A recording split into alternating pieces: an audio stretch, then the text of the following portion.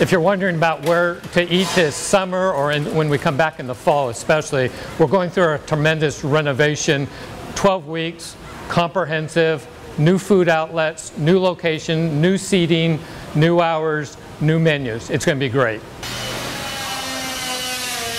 So as we enter the new space, the first thing that you'll notice is all the walls are gone. That's one of the first things that you'll see.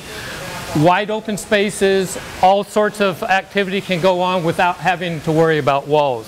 So as you can see in the Bronco, the old standbys, the old favorites are still going to be there. They're going to continue. You can see the pizza area, of course the mozzarella sticks. So as you see the expansion being built between Benson, Maine and the campus bookstore, it will be an atrium concept, all glass. Now it will be used all around, enclosed. And what I'm really excited about is one, the deli and sushi that's in there, but also the entertainment feature of a stage and screen and all the proper lighting for fun evening entertainment throughout the week. They will saw cut the cement, lower it down, and take it safely out of the building.